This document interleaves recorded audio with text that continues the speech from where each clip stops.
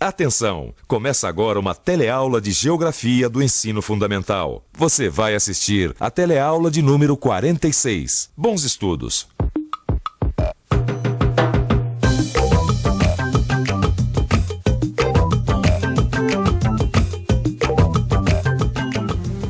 Acabei de entregar uma correspondência que veio lá da Índia. Já pensou a distância que essa carta não percorreu até chegar aqui, trazendo notícias de um lugar tão diferente? Quer dizer, diferente em termos, porque eu já vi muita gente comparando um pouco a Índia com o Brasil. Infelizmente, pelas zonas de pobrezas desses dois países imensos. Mas outro dia eu li também, o que me deixou muito surpreso, é que a Índia vem apresentando um rápido crescimento econômico, apesar de todos os seus problemas. E não é só a Índia não, a populosa República Popular da China também. Que tal a gente conhecer um pouco mais sobre esses dois países? E é justamente o que nós vamos fazer na teleaula de hoje. Você vai conhecer o extenso território e a numerosa população que caracterizam essas duas nações e verificar que estas características são ao mesmo tempo um importante potencial, como também um fator de restrição ao seu desenvolvimento. Bom, eu já estou morrendo de curiosidade de saber mais sobre esses lugares distantes. Você não está? Pois então fique atento que agorinha mesmo você vai ter notícias sobre essas antigas civilizações que tentam se adaptar ao mundo moderno.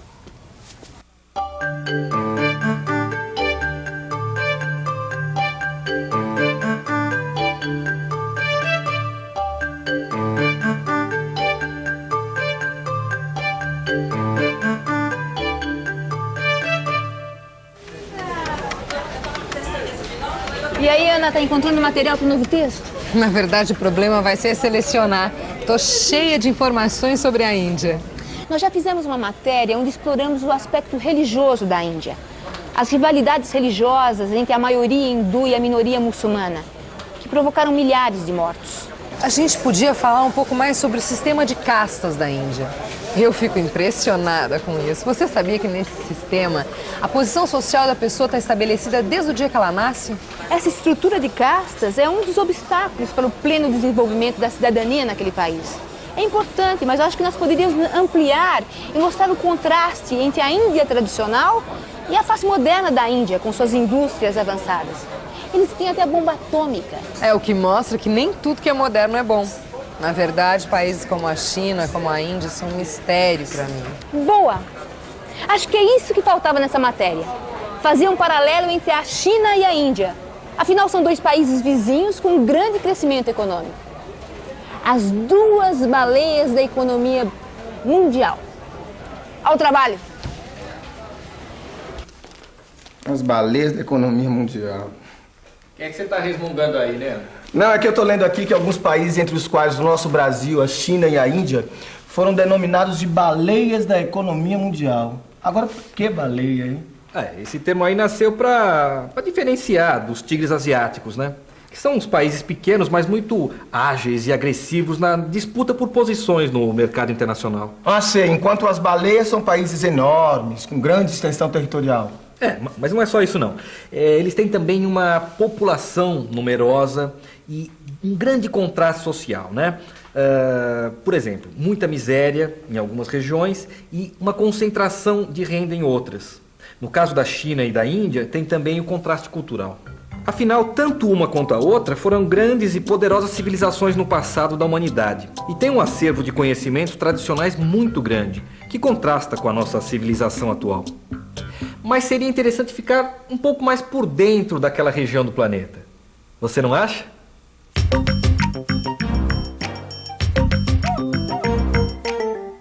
A China e a Índia estão localizadas na Ásia. A China possui um extenso território, com 9,6 milhões de quilômetros quadrados e uma população de mais de 1 bilhão e 300 milhões de habitantes. A Índia, embora menor, é também um país de grandes proporções, com seus 3,3 milhões de quilômetros quadrados. Ela abriga uma população que é estimada em mais de 1 bilhão e 100 milhões de pessoas. Isto quer dizer que estes dois países abrigam cerca de 1/3 da população do planeta Terra. No que diz respeito ao relevo e ao clima, tanto a Índia quanto a China possuem fortes restrições naturais. As duas nações são separadas pela Cordilheira do Himalaia, o teto do mundo, onde está o Monte Everest, o lugar de maior altitude do planeta. Como grande parte da superfície desses países é montanhosa, Vastas porções do interior são isoladas do mar, ocasionando o clima das monções, que são os ventos que se alternam durante as estações do ano. Na época do verão, esses ventos vêm do oceano e trazem chuva. E no inverno, os ventos vêm do continente trazendo a seca. Quanta gente, né?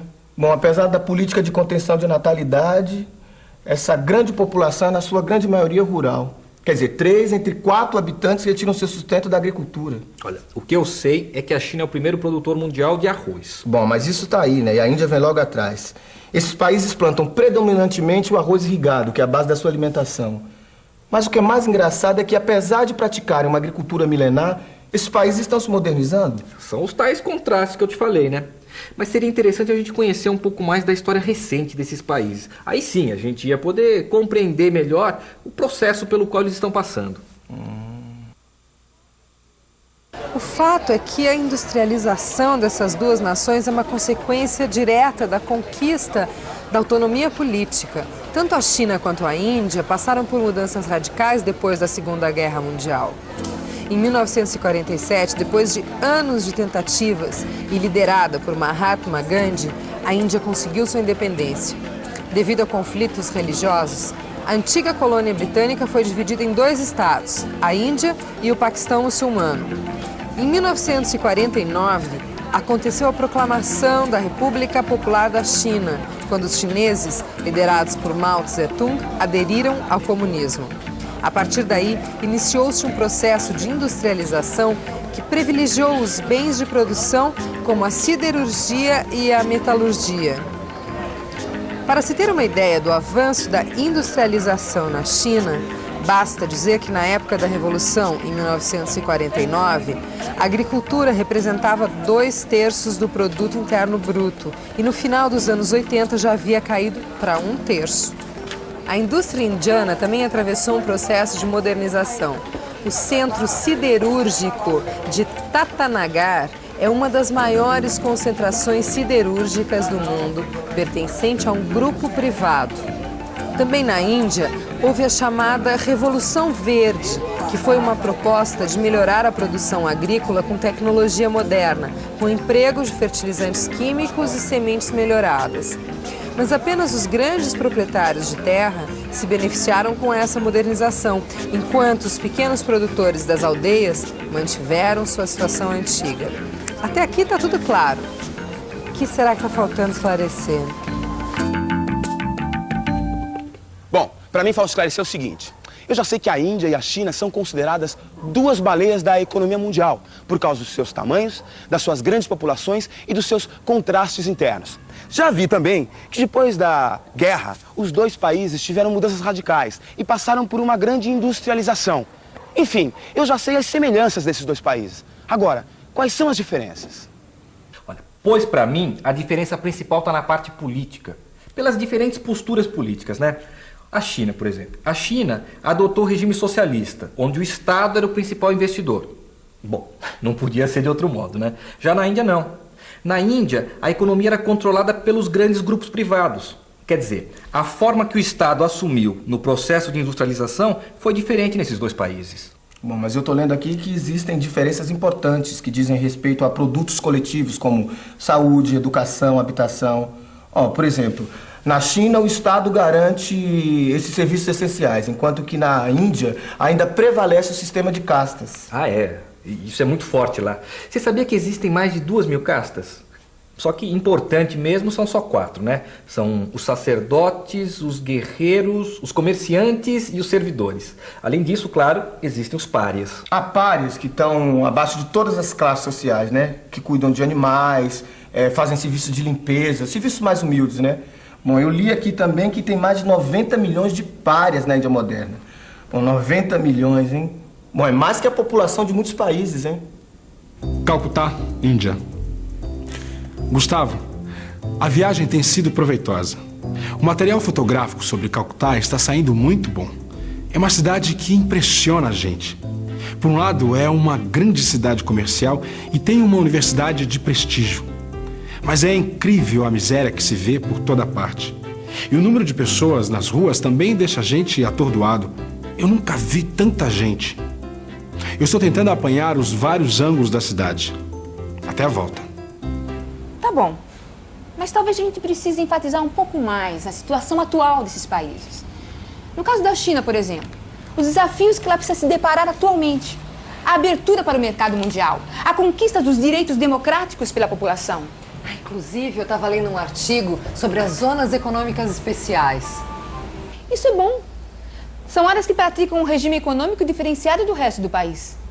São como grandes zonas francas abertas ao capital estrangeiro. E nessas regiões é que a China desenvolve suas relações com uma economia de mercado, iniciada com a abertura econômica na década de 70. E, na verdade, costuma-se dizer que na República Popular da China existem dois sistemas de governo. O socialista na maior parte do território nacional e o capitalista nessas zonas especiais. Tá vendo? Isso é muito interessante.